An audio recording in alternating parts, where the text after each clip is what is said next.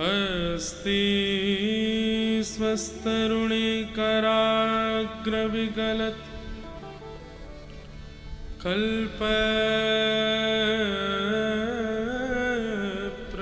कल्पप्रसूनप्लुतम् वस्तु प्रस्तुतवेणुनादलहरी निर्वाण निर्व्याकुलम् स्रस्त स्रस्त निबद्धनी विविलशद गोपी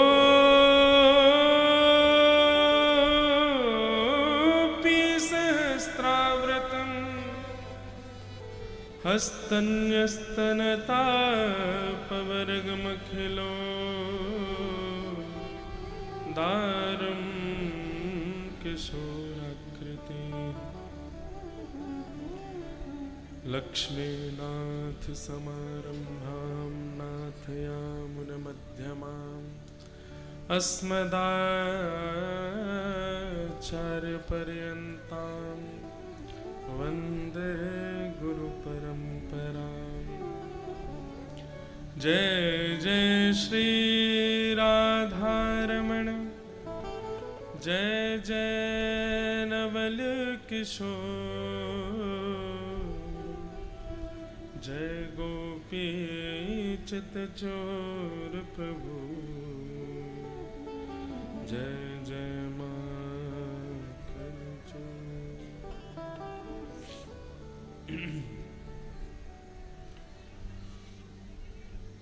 गोवर्धन वासी सांवरे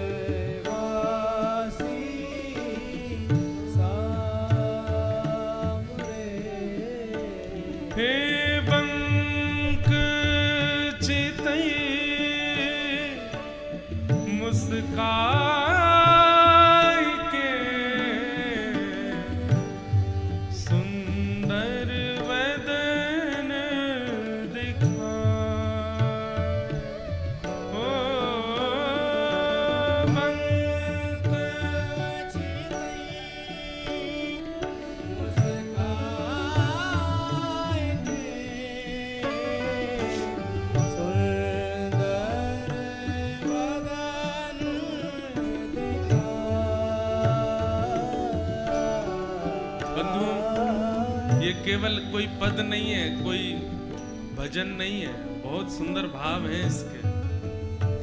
पंख चितई मुस्काए के सुंदर वदन दिखाए। चतुर्भुज दास जी कह रहे हैं, बोले ठाकुर जी मुस्कुराते कैसे हैं?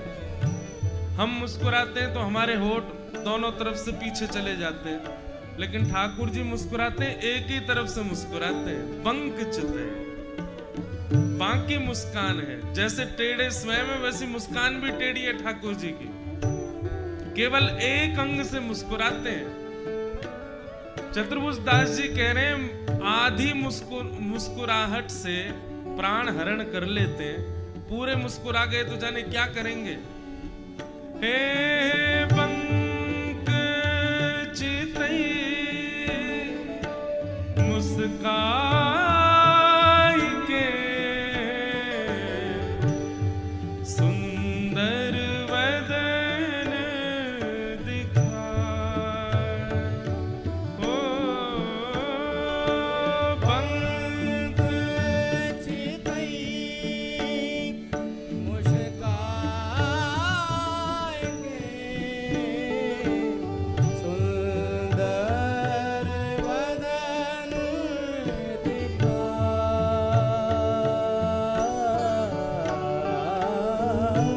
लोचन तड़फे मीन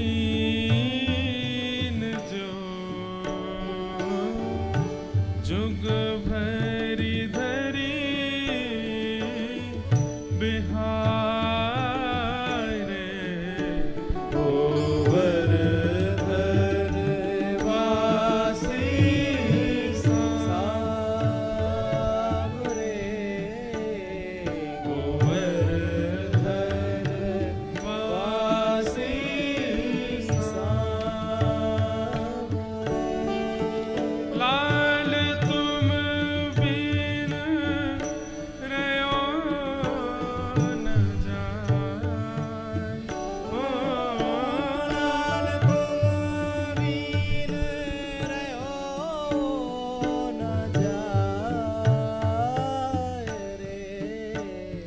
गोवर्धन वासी सावरे। गोवर्धन वासी सावरे।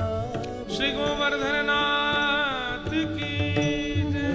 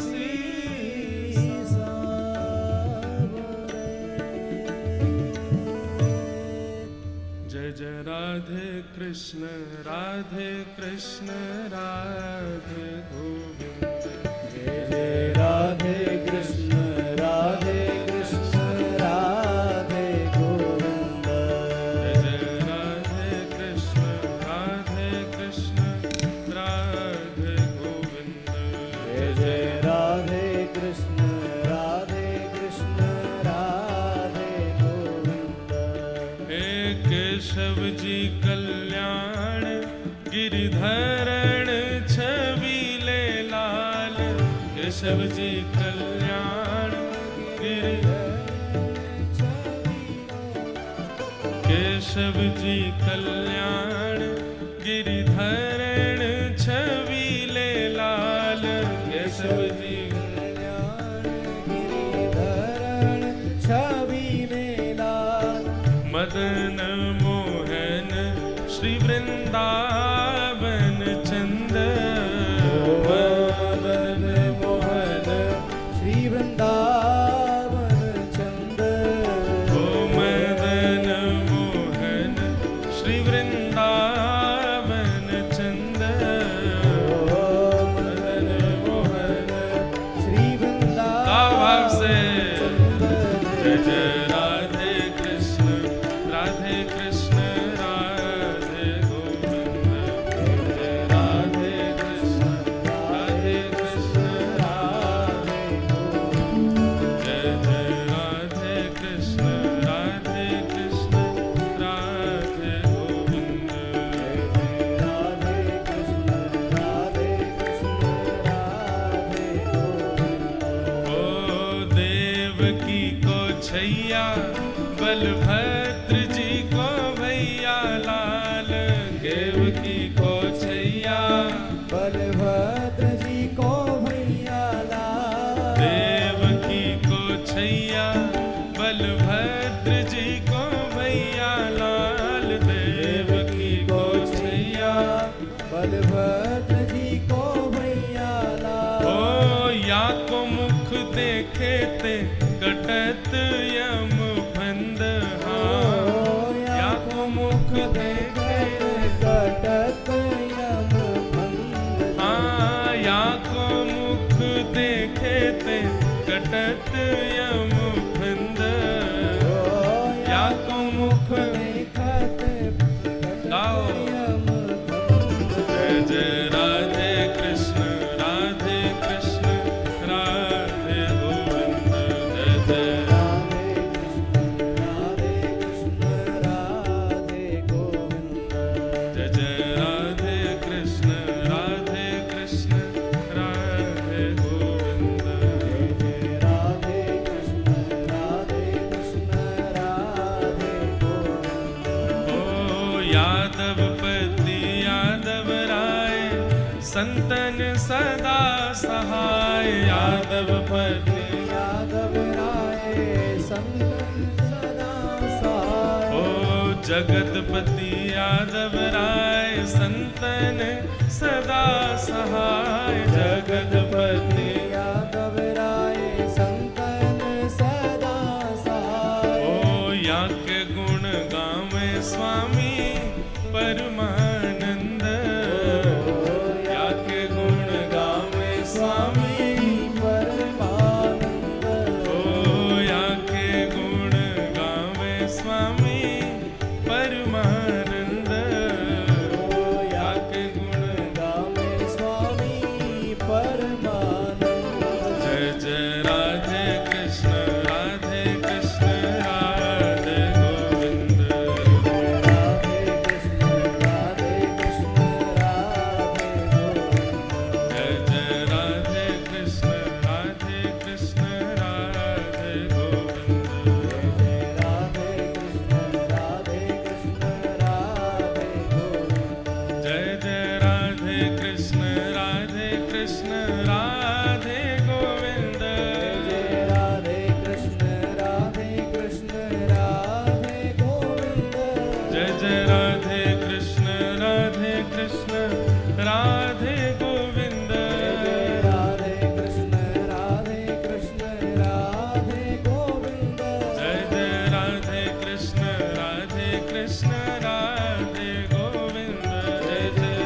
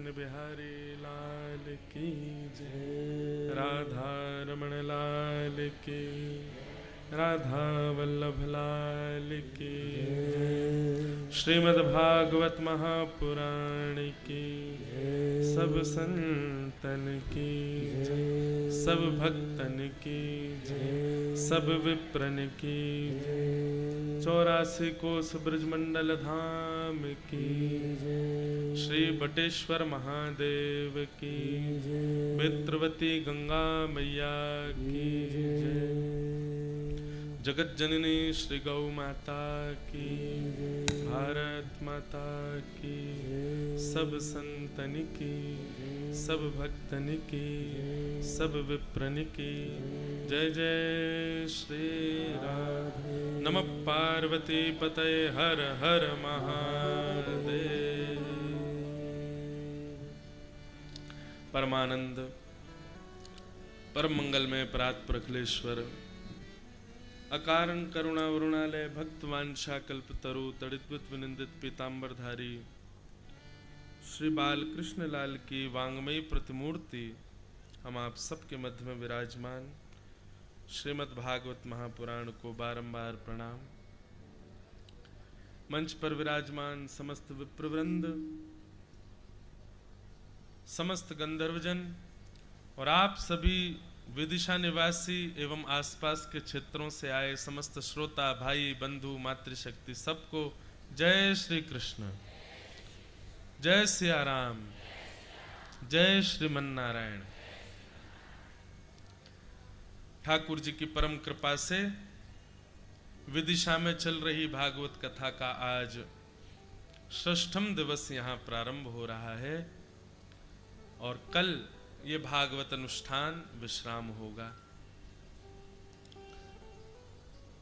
परमानंद के साथ हम आप सब लोग कल गोवर्धन उत्सव और होली महोत्सव भी मना रहे थे, खूब आनंद आ रहा है। आज बटुक जी महाराज मंच से कह रहे थे कि हर वर्ष महाराज जी कृपा करो, तो बटुक जी से हमने कहा है कि हर वर्ष 4 दिन के लिए भक्त चरित्र सुनाने आया करेंगे। एक बार भागवत जी तो आपको सुना दी, अब बाकी बटेश्वर महादेव के ऊपर छोड़ो, क्योंकि हमने देखा है हम वचन दें पूरा नहीं करें तो बात बिगड़ेगी, लेकिन बटेश्वर महादेव यदि कृपा करेंगे तो 3 दिन 4 दिन का क्रम रखा करेंगे जिसमें अलग अलग भक्तों के चरित्र सुनाने के लिए आया करेंगे। अब आप लोग भी ये तो समझ गए भागवत जी में क्या है, सप्ताह का क्रम हमसे पूर्ण तो होता नहीं है, हम भाग भाग के कथा सुनाते हैं, तो इसलिए अपनी संतुष्टि के लिए 1 महीना की कथा कर रहे हैं ताकि हम विषय पूरा बोल सकें। तो भक्त चरित्र लेकर के आएंगे, कोई एक विषय लेकर के आएंगे तो उस पर थोड़ा बृहद चर्चा चलेगी, कोई बंधन नहीं होगा, आनंद आएगा। तो ऐसा कोई क्रम बटेश्वर महादेव की इच्छा होगी तो अगले वर्ष से करेंगे। बटेश्वर भागवत सेवा संस्थान आज जितने भी यहाँ पर आपके कार्यकर्ता गण सब जो व्यवस्थाएं संभालते हैं सबको हमारा बहुत बहुत आभार, सबको बहुत बहुत वंदन।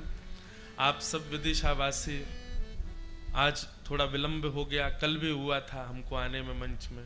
आज हम विदिशा भ्रमण पर गए थे और श्री वेंकटेश भगवान श्री द्वारिकाधीश चरण दर्शन महादेव जो वेत्रवती नदी के बिल्कुल मध्य में विराजमान हैं, वहाँ कुछ वैष्णवों के यहाँ और इस प्रकार दर्शन के लिए आज गए थे, क्योंकि कल कथा करके सीधे निकल जाएंगे, तो इसलिए थोड़ा विलंब हो गया आने में, पर बहुत आनंद के साथ यहाँ कथा सुनाने में सुख मिला।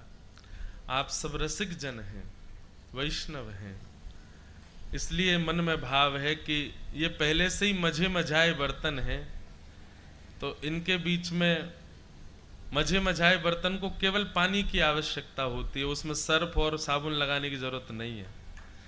तो आप सब मझे मझाए तो हो ही हो, तो इसलिए केवल भक्त चरित्र रूपी जल पिलाएंगे अगली बार से। तो ऐसी कुछ योजना बनाएंगे। आज भी कई सारे पत्र आए, हम तो कल प्रश्न दिए नहीं, फिर भी लोगों ने उत्तर भेज दिए, जाने कौन से प्रश्न के। तो आज लोगों ने हमको ही प्रश्न भेजे। तो पहला प्रश्न, ठाकुर जी को गर्मी में कौन सा इत्र लगाते हैं? ठाकुर जी को या तो गुलाब का या मोंगरा का, या सबसे सुंदर है खस का। खस का इत्र ठाकुर जी को ग्रीष्म काल में बहुत सुख देता है। हमारे गिरधर लाल जी तो खस की टाट में रहते हैं। गर्मियों का जब समय आएगा तो एक कुटिया बनानी पड़ती है खस की, उसको गीला कर दो कुटिया को, और महाराज ठाकुर जी को बिठा दो, पंखा बंद कर दो, कूलर बंद कर दो, इतनी ठंड रहती है उसके भीतर, उसमें लाल जी विराजते हैं सुख से। तो खस का इत्र ठाकुर जी को बहुत प्रिय है। खस का हो गया, मोंगरा का, जिनकी तासील ठंडी है, ऐसे इत्र ठाकुर जी को लगाने। जैसे कि हिना का इत्र नहीं लगाना, गर्म होता है। कस्तूरी का इत्र नहीं लगाना, वो भी गर्म होता है। केसर भी गर्म तो होता है, पर कई जगह लगाते हैं, पर केसर भी गर्म है। तो जो शीत प्रदान करें ठाकुर जी को, चंदन हो गया, मोंगरा हो गया, खस का इत्र हो गया, ये ठाकुर जी को अर्पित करने चाहिए। और एक और बात सुनो, ग्रीष्म ऋतु में ठाकुर जी को वस्त्र हल्के पहनाओ, ज्यादा भारी भरकम कपड़े नहीं। जैसे घर के बच्चे शॉर्ट्स पहन के घूमते हैं, ऐसे ही शॉर्ट्स तो मत पहनाना, पर हाँ थोड़े हल्के वस्त्र। ज्यादा जड़ाऊ, ज्यादा कढ़ाई वाले, ज्यादा भारी वस्त्र वो ठाकुर जी को ग्रीष्म में नहीं पहनाने चाहिए। अपनी जैसे हम लोग रहते हैं गर्मियों में, सूती पहनते हैं, सरल पहनते हैं सहज, वैसे ठाकुर जी की सेवा में भी भाव रखो। गरम वस्तु जो भी हो वो ठाकुर जी से दूर हो। एक तो वो 9 तपा आते हैं ना, जो भयंकर गर्मी के दिन होते हैं, जून में आते हैं, कभी जुलाई में आते हैं, जून में ही आते हैं, 9 तपा बोलते हैं। उनमें तो हमारे ब्रज में तो ऐसा है कि ठाकुर जी के आगे फुब्बारा चलाया जाता है, मोंगरे के बंगले बनाए जाते हैं, गुलाब के मोंगरे के बंगले, इतना ठंडक रखी जाती है ठाकुर जी के पास। क्यों? क्योंकि हमारी आपके भाव से ठाकुर जी हमारे घर में विराज रहे हैं, लेकिन ठाकुर जी के भाव से ठाकुर जी वन में हैं, ठाकुर जी गैया चरा रहे हैं, वहां धूप पड़ रही है, इसलिए हर प्रकार से ठाकुर जी की योग्यता का भाव रखें। और 9 तपाओं में ऐसा भी होता है कि सूती वस्त्रों को चंदन के जल में भिगो दो, और भिगोने के बाद वो जब ठंडा हो जाए, सूख जाए, तब ठाकुर जी को धारण कराओ। कई बार तो गीले वस्त्र ही पहना दो ठाकुर जी, इतनी गर्मी पड़ रही है महाराज, गीले वस्त्र में ही ठाकुर जी घूम रहे हैं। कभी फुब्बारे लगा दो ठाकुर जी को। गर्मियों का सुख, गर्मियों में सबसे ज्यादा सुख मिलता है सेवा में। क्यों? ठाकुर जी के मालाएं कम हो जाती हैं, वस्त्र कम हो जाते हैं, तो अंग का दर्शन होता है, छाती दिखेगी, गर्भ दिखेगा, भुजा दिखेंगी। हमको तो हमारे लाल जी, ये जो पीछे दर्शन है, ये शीतकाल का दर्शन है, या स्क्रीन में जिनको दिख रहे होंगे, ये भी होली के दर्शन है। अक्षय तृतीया से ठाकुर जी के वस्त्र हल्के हो जाएंगे, और फिर ठाकुर जी बढ़िया कम कम वस्त्र पहनेंगे।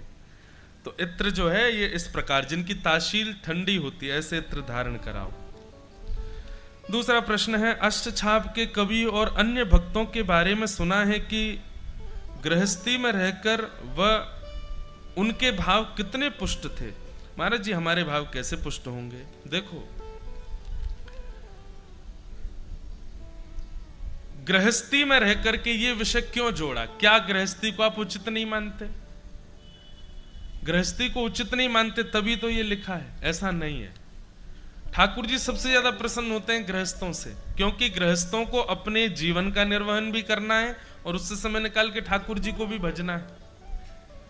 तो गृहस्थी में रहते हुए भगवत सेवा, इसमें अब 2 प्रकार हो गए कि आजकल क्या होता है कि सब नहीं है भक्त, आप अकेले भक्त हो तो क्या करें। तो अंतर्निष्ठ भक्ति का एक प्रावधान है। अंतर्निष्ठ भक्ति कहते हैं कि ज्यादा प्रकट मत करो सबके आगे, अपने मनोभाव से सेवा करते रहो। या तो बन जाओ मीराबाई की तरह, फिर ताने सुनने की भी सामर्थ्य रखना, सबसे लड़ने की भी सामर्थ्य रखना, सबके बुरे बनने की भी सामर्थ्य रखना। और ये नहीं है सामर्थ्य ज्यादा ताने वाने सुनने की, तो अंतर्निष्ठ हो जाओ। अंतर्निष्ठ का मतलब होता है जिस प्रकार किसी से हम प्रेम करते हैं लेकिन हम उसको कभी बताते नहीं, एक तरफा प्रेम, कभी उसको प्रकट नहीं करते, कभी उसको जाहिर होने नहीं देते, कभी उसको पता लगने नहीं देते। ठीक वैसा प्रेम आपका ठाकुर जी के प्रति, उसको किसी को पता मत चलने दो, अंदर ही अंदर उस भाव को निर्मित करते रहो। श्री भक्तमाल जी में नाभा गोस्वामी जी ने अंतर्निष्ठ भक्ति का प्रावधान बताया। आज के परिप्रेक्ष्य में, इस कलयुग में अंतर्निष्ठ भक्ति होनी चाहिए। अंतर्निष्ठ भक्ति का मतलब क्या? आप तिलक लगा रहे हो, सब हंसी उड़ा रहे हैं, तिलक लगा के कॉलेज जा रहे हो, ऑफिस जा रहे हो, स्कूल जा रहे हो, बच्चे मजाक उड़ा रहे हैं। या तो ऐसे हो जाओ कि उनके मजाक से आपको कोई फर्क ना पड़े, आप अपने रूप में रहो, स्वरूप में रहो। हम हवाई जहाज में भी ऐसे ही घूमते हैं, हम रेल में भी ऐसे ही जाते हैं, हम तिलक हमेशा ही लगाते हैं। बिना तिलक के अगर हम अपने आप को भी शीशे में देख लेते हैं तो अजीब सा लगता है। अब तो ऐसा रूप हो गया है। तो या तो ऐसा बना लो स्वयं को कि किसी से आपको कोई फर्क ना पड़े। कितनी बड़ी आडंबर की बात है, कितनी बड़ी विडंबना की बात है। फटी जींस पहनने वाले को कभी ये नहीं लगता कि लोग मेरे बारे में क्या सोचेंगे। मुर्गा की टांग पकड़ के खाने वाले को कभी ये नहीं लगता कि कोई मुझे देख रहा होगा तो उसको अजीब लग रहा होगा। लेकिन तिलक लगाने वाले को कितनी जल्दी शर्म आ जाती है, धोती पहनने वाले को कितनी जल्दी लज्जा हो जाती है। चोटी रखने वाले बालकों को चोटी रखवा देते हैं, जाके दुकान पर खुद ही कटवा जाते हैं, फिर कह देते हैं उनको ध्यान नहीं रहा, नाई ने काट दी। इतनी लज्जा। मैं कथाओं में कहा करता हूं, ब्याह के बाद पत्नी अपने पति के लिए बदल जाती है, कई बार पत्नी के लिए पति बदल जाता है, अपने बच्चों के लिए सैक्रिफाइस माता पिता करते हैं, बदल जाते हैं, अपना जीवन बदल देते हैं अपने बालकों के लिए। क्या एक भक्त होकर के हम भगवान के लिए नहीं बदल सकते? इतना परिवर्तन नहीं कर सकते? और अगर इतना परिवर्तन भी नहीं हो पा रहा है तो मत चलो ना, इस पथ की जरूरत नहीं है। आप रहो संसार में, कोई आपको खींच के तो ला नहीं रहा है। कई लोग बोलते महाराज जी भक्ति तो बहुत है, ठाकुर जी की सेवा तो हम बहुत करते हैं, हमसे वो नहीं छूट रहा प्याज लहसुन। अरे कई बार हमने सुना है, अनुभव तो नहीं है, आप लोगों को होगा, ब्याह के बाद पत्नी को कोई चीज अगर पसंद नहीं तो पति छोड़ देता है, उसको अच्छा नहीं लगता तो मैं नहीं करूंगा। पति को कोई चीज प्रिय नहीं तो पत्नी छोड़ देती है।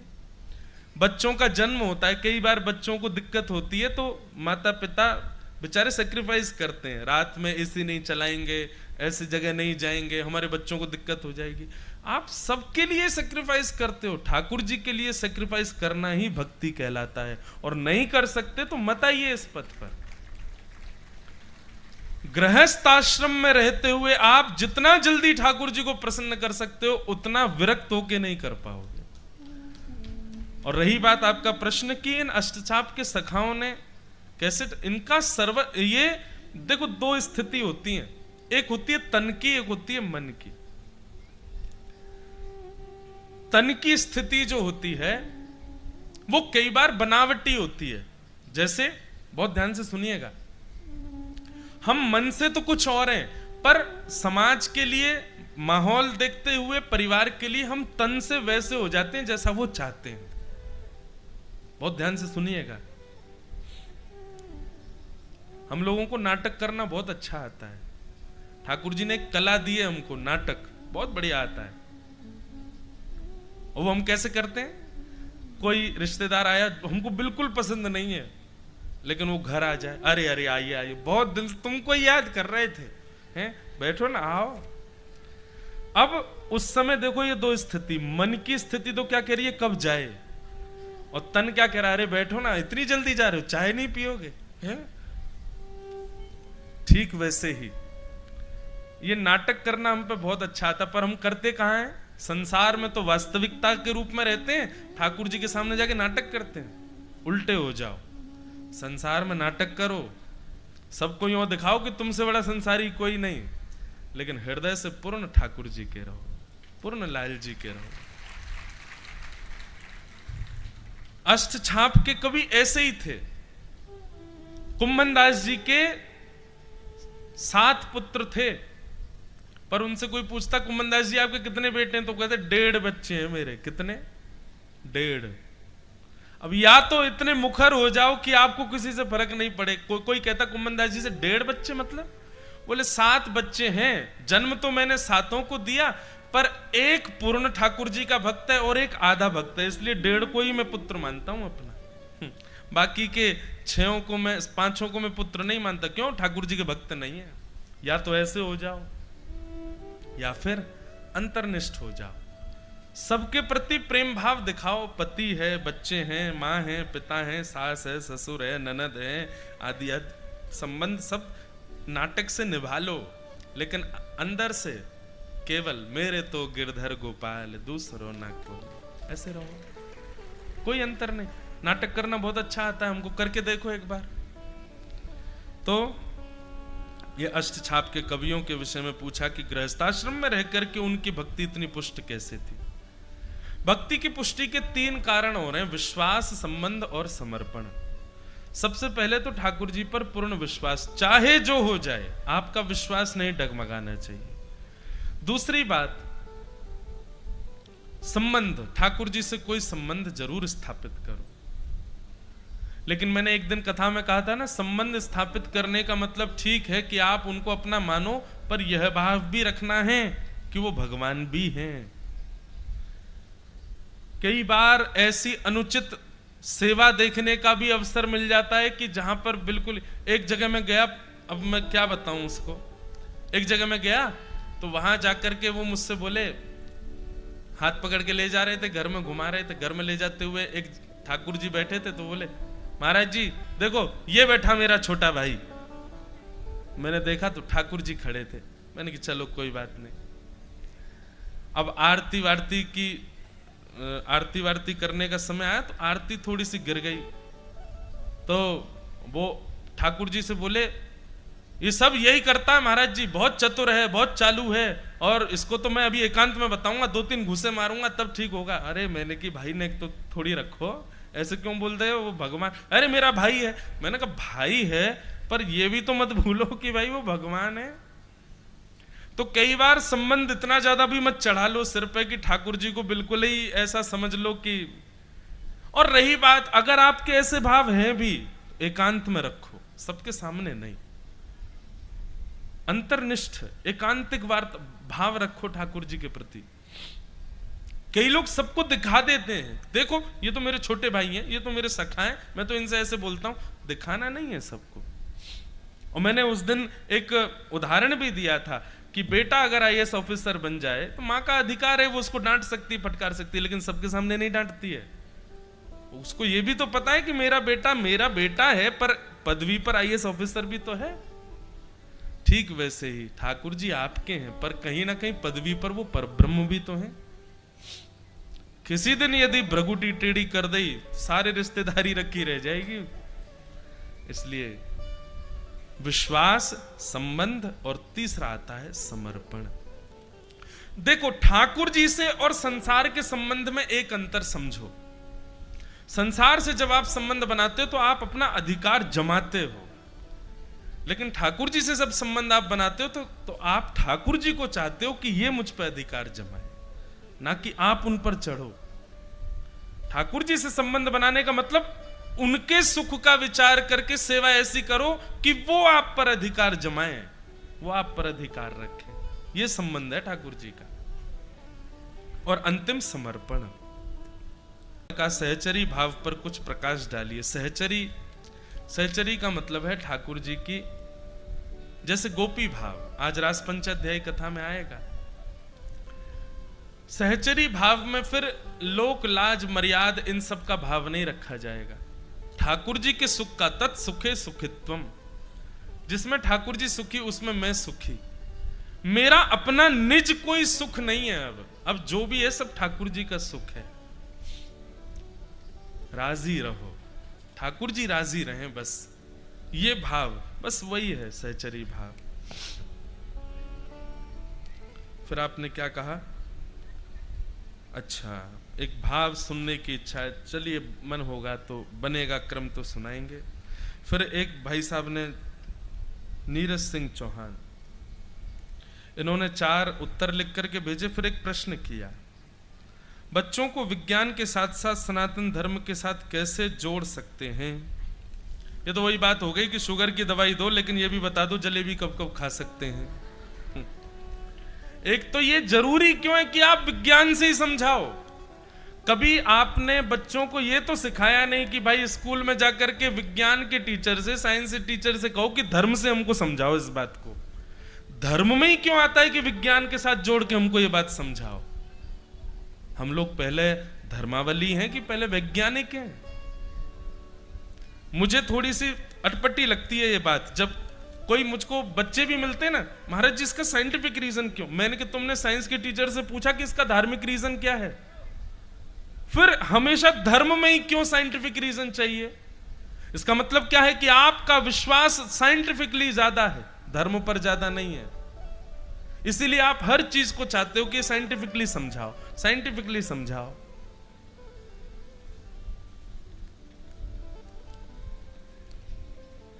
लेकिन फिर भी समझने का मन है तो हमारा जो वैदिक सनातन धर्म है पूर्ण विज्ञान है, वैज्ञानिक है, एक एक वस्तु। अब आप प्रश्न करो तो हम बताएं, माथे पर तिलक क्यों लगाते हैं, चोटी क्यों रखते हैं, धोती क्यों पहनते हैं? हमारे यहां तो भाई साहब हिंदू वैदिक सनातन धर्म में सुबह नाश्ता में क्या खाना चाहिए वो भी साइंटिफिक है, मध्याह्न भोजन में क्या पाना चाहिए वो भी साइंटिफिक है, रात्रि को सोते समय क्या लेना चाहिए वो भी साइंटिफिक है, एवरीथिंग साइंटिफिक है। पर इसको आप ये मत सोचिए कि आधुनिक विज्ञान से आपको समझाया जाए तो ही आप मानोगे, मत मानो, कोई गरज थोड़ी है। तो भैया ये सब प्रश्न थे और भी कई भाव थे, सबको प्रणाम करते हैं। आओ आज के मंगल क्रम में प्रवेश करते हैं। बोलो वृंदावन बिहारी लाल की।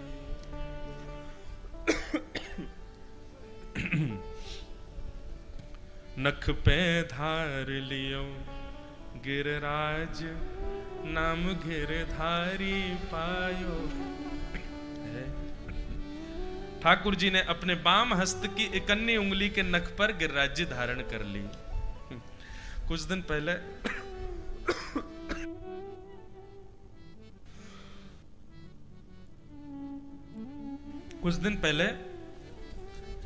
एक भाव मन में आया था, मैंने कहा भी बाहर के लोगों को ने शांत कर दो, आप मत जाओ, आप करे आओ। तो कुछ दिन पहले देखो, सब लोग इधर देखो, यहां देखो, ठाकुर जी ने बाम हस्त की इकन्नी उंगली के ऊपर नहीं, नख के ऊपर गिरिराज जी धारण किए। और कितने बड़े हैं गिरिराज जी? 21 किलोमीटर लंबे, 21 किलोमीटर चौड़े, 21 किलोमीटर ऊंचे। ऐसा गर्ग संहिता में लिखा है। गिरिराज जी इतने बड़े थे, रोज एक तिल भीतर जा रहे हैं ना, इसलिए अब छोटे हो गए हैं। अब तो शिखर दिखता है गिरिराज जी का, रोज एक तिल भीतर जाते हैं गिरिराज जी। जिस दिन पूरे गिरिराज जी भीतर चले गए उस दिन घोर कलिकाल आ जाएगा। तो अभी हम लोग तो सही समय पर लिपट जाएंगे संसार से, हमारे बीच में घोर कलयुग नहीं आएगा। तो इतने बड़े गिरिराज जी को ठाकुर जी ने बाम हस्त की कन्नी उंगली पर धारण कर लिया, और वहां हल्की सी वंशी को उठाने के लिए 2 भुजा का प्रयोग करते हैं ठाकुर जी। कितनी अद्भुत बात है। गिरिराज धारण के लिए ठाकुर जी को एक नख की इकन्नी उंगली काफी है, और वंशी जो कि सामान्य सी है, हल्की सी है, छोटी सी है, उसके लिए ठाकुर जी पूर्ण व्यवस्था कर रहे हैं। 2 भुजाएं लगा रहे हैं, होठ पर उसको सुला रहे हैं, तब जाकर के प्राण पिरो रहे हैं। आप कहोगे वो बजेगी नहीं ना, अरे भाई कर्तुम अकर्तुम अन्यथा कर्तुम समर्थ ईश्वर है, वो ईश्वर है, वो चाहे जैसे बजा दें। गिरिराज भी तो नहीं उठ सकता ना एक उंगली पे, कैसे उठा दिया? उठा लिया। लेकिन वंशी बजाने के लिए ठाकुर जी 2 भुजा का प्रयोग कर रहे हैं। इसमें अंतर क्या है? बहुत ध्यान से सुनिएगा। गिरिराज धारण करना, इसमें ठाकुर जी का यश बढ़ रहा है, ठाकुर जी की महिमा बढ़ रही है। भाई गिरिराज धारण कर लिए तो गिरिराज धारण करने में ठाकुर जी की महिमा मंडन हो रहा है, इसलिए ठाकुर जी सहजता का दर्शन करा रहे हैं। परंतु श्री ठाकुर जी वंशी का नाद करके समस्त गोपांगनाओं का, समस्त ब्रजवासियों का चित्त हरण कर रहे हैं, इसमें ठाकुर जी का प्रेम परिलक्षित हो रहा है। इसके लिए ठाकुर जी उसकी पूर्ण व्यवस्था और पूर्ण अवस्था का ध्यान रख रहे हैं। मतलब जहां पर ठाकुर जी को लगता है कि हमारा प्रभाव प्रकाशित होगा, उसको ठाकुर जी ऐसे सहज में कर देते हैं। लेकिन जहां ठाकुर जी को लगता है कि यहां प्रेम प्रकट होगा, उसके लिए ठाकुर जी व्यवस्था करते हैं, उसके लिए ठाकुर जी पूर्ण व्यवस्थित होते हैं। यश मान प्रतिष्ठा जिस क्रिया से हो, उसमें ठाकुर जी ज्यादा व्यवस्थाओं का ध्यान नहीं देते, सहज ही उठा लिया। लेकिन वंशी जिसका स्वर सुनकर के गोपांगनाएं सब ठाकुर जी के प्रेम में उन्मुक्त होती हैं, उसके लिए ठाकुर जी दो भुजाएं लगा रहे हैं, अपने होठ की तकिया पर उसको सुला रहे हैं, अपनी नासिका की मोती से उसके ऊपर छत्र रखे हैं, अपनी आंखों के पलकों से मानो उसको सुंदर पंखा झल रहे हैं। क्यों? ये प्रेम प्रदायिका है। इसलिए अधिकतर मंदिरों में ठाकुर जी ऐसे ही खड़े हैं। ठाकुर जी चाहते, अब सामान्य व्यक्ति का रूप क्या होता है, उसका कोई फोटो लगाना चाहे तो वो वाला फोटो लगवाएगा जिसमें उसका प्रभाव प्रकाशित हो रहा हो। ए भाई, तुमको हमारा फोटो लगाना है, नरेंद्र मोदी जी के संग वाला लगाओ। क्यों? उसमें दिख रहा है कि बगल में नरेंद्र मोदी खड़े हैं, उसमें आपका प्रभाव दिख रहा है।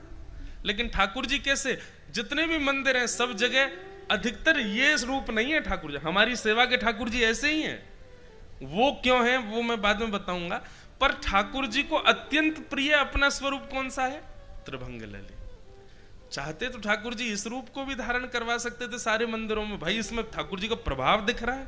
लेकिन नहीं, ठाकुर जी अपने प्रभाव को गौड़ कर रहे हैं, मेरा स्वभाव दिखाओ, हम प्रेमी हैं, हमारे प्रेम के स्वरूप को प्रकाशित करो। ये सब गुण सीखने वाले हैं ठाकुर जी से।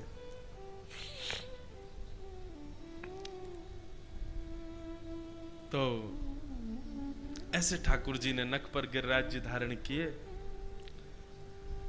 हमारी सेवा के ठाकुर जी हैं श्री गिरधर लाल। उनके नेत्र सदा नीचे रहते हैं। आपने श्रीनाथ जी के भी दर्शन किए हों। श्रीनाथ जी के चित्रों में देखेंगे कि श्रीनाथ जी के नेत्र सदा नीचे रहते हैं। क्यों? जब ठाकुर जी ने गिरिराज जी धारण किए तो एक शिला के ऊपर ठाकुर जी खड़े थे और चारों ओर ब्रजवासी खड़े हुए हैं, परंतु उन ब्रजवासियों में ठाकुर जी के बिल्कुल सामने नीचे की ओर साक्षात हमारी कृष्ण की हलादनी शक्तिनी वृषभानु दुलारी श्री श्यामा जी खड़ी हैं, श्री किशोरी जी खड़ी हैं। ठाकुर जी नख पर गिरिराज जी धारण करके उनको देख रहे हैं, इसलिए नेत्र नीचे। हम तो एक विषय और कहते हैं कथाओं में कि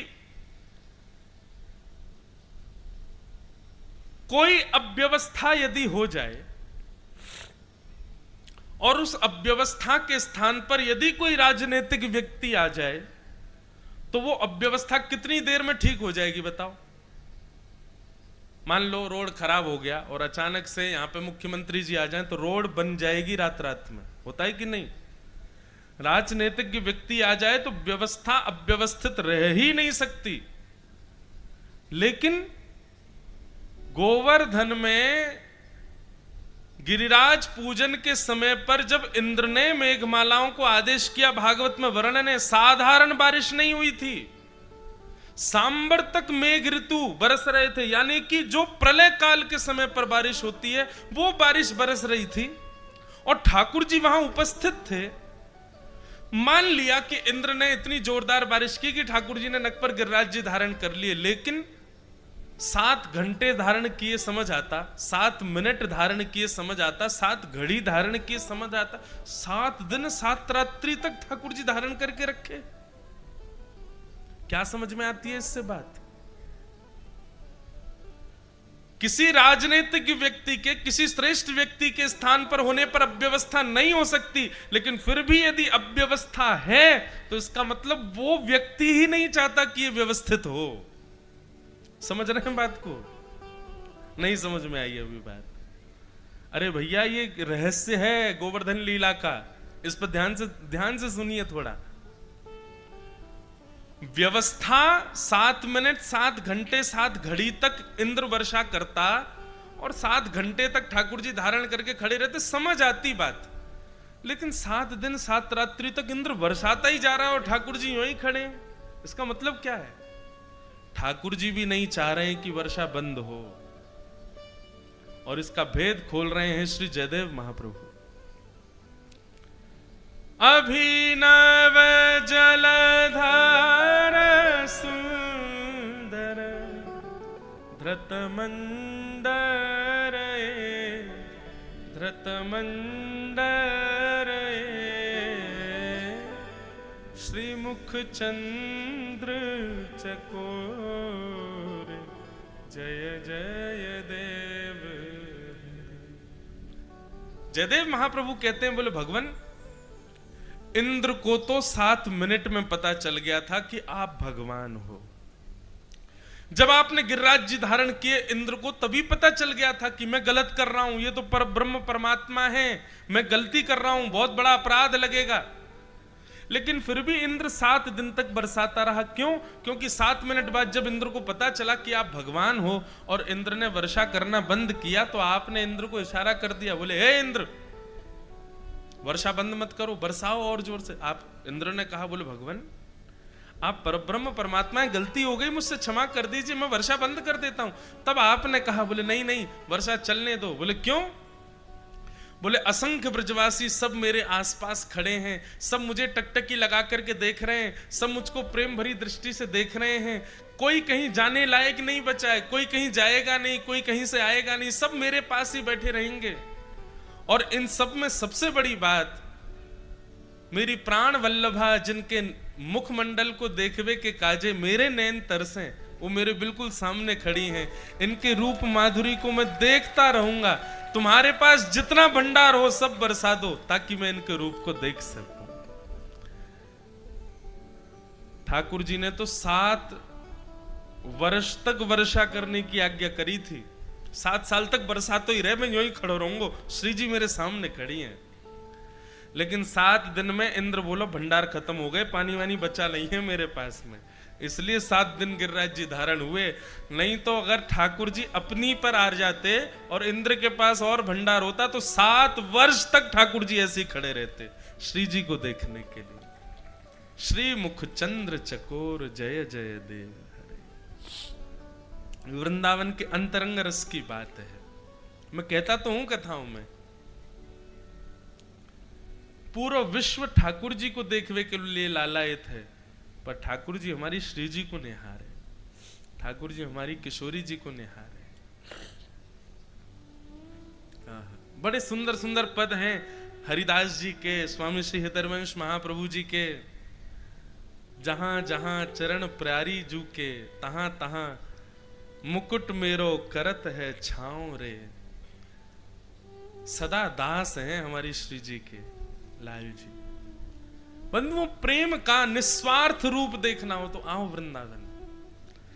लोग वृंदावन आते हैं और ठाकुर जी का दर्शन किए, लस्सी पिए, चले गए। मुझे कभी कभी लगता है ये कोहिनूर के पास आकर के उसको सामान्य शीशा समझ करके लौट गए।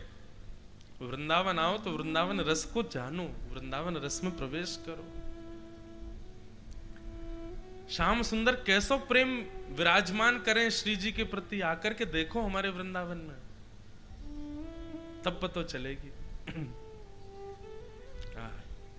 जाके शाम उर हेर, राधे राधे राधे टेर, बांसुरी में बेर बेर, करे नाम से रमण, मन भूल मत जइयो राधा रानी के चरण, राधा रानी के चरण, श्यामा प्यारी के चरण, मन भूल मत जइयो राधा रानी के चरण। ऐसे चरणारविंद हमारी श्री जी के हैं। ठाकुर जी उनको निहार रहे हैं, इसीलिए 7 दिन 7 रात्रि तक इकन्नी उंगली पर गिरिराज जी धारण करके खड़े हैं। 7 दिन बाद इंद्र ने मेघ मालाओं को विश्राम कर दिया। ठाकुर जी के चरणों में आकर के क्षमा मांगने लगा। भगवान ने उस पर गुस्सा भी नहीं किया। मतलब इतनी व्यवस्था करने के बाद भी ठाकुर जी खूब खुश थे इंद्र से। बोले तेने बढ़िया कियो। बोले क्यों? तेरी वर्षा के कारण ही सबरे मेरे पास ही बैठे रहे, कहीं गए ही नहीं। ये ब्रजवासी ठाकुर जी को प्रेम ठाकुर जी का है, उसका एक अंश भी हमारे भीतर आ जाए, एक अणु भी हमारे भीतर आ जाए। वो प्रभुत्व होते हुए भी अपने प्रभुत्व का कभी प्रकाश नहीं करते, सदैव अपने प्रेम को ही प्रकाशित करते हैं, अपने अपने निर्मल गुण को ही प्रकाशित करते हैं। भगवान ने गिरिराज जी धारण किए, गिरिराज जी धारण करने के पश्चात वापस वृंदावन आए। फिर आगे गायों ने भगवान का नाम गोविंद रखा। गौ रक्षार्थ ही ठाकुर जी ने गिरिराज जी उठाए थे, इसलिए गायों ने भगवान का नामकरण किया।